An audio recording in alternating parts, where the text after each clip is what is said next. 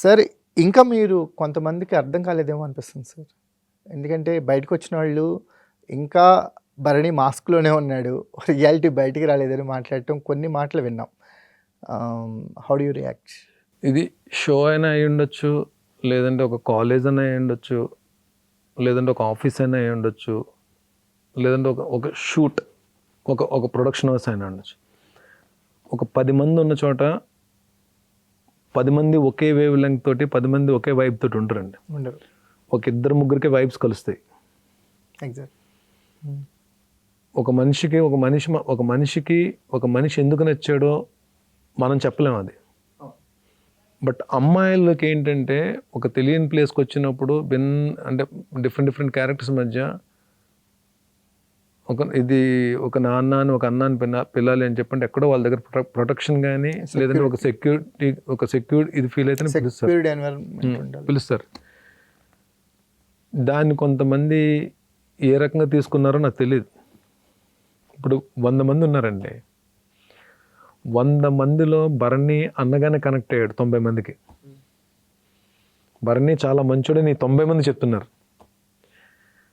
ఒక 5గురు ఏం చెప్తున్నారు, Bharani part of the game అని అంటున్నారు.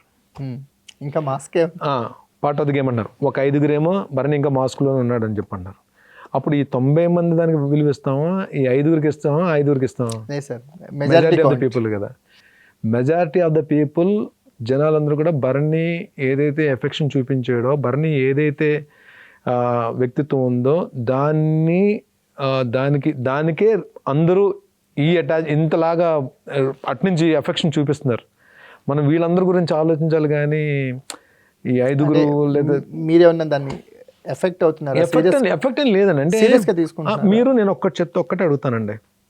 ఇప్పుడు బయటకు వచ్చి నా గురించి కామెంట్ చేసేవాళ్ళు కానీ, లేదంటే వేరే హౌస్ మేట్స్ గురించి గెలాలని వర్క్ చేసిన వాళ్ళు కానీ, లేదా 23 మంది హౌస్ మేట్స్ కానీ, వీళ్ళందరిలో లేదా ఈ భూమి మీద ఉన్న మొత్తం జనాభాలో వీళ్ళు పర్ఫెక్ట్ 100% పర్ఫెక్ట్ అని ఒకరిని చూపించగలరా? దేవుడిని కూడా చూపించలేం కదా. ప్రతి ఒక్క మనిషిలో ఒక మైనస్ ఉంటుంది కదా.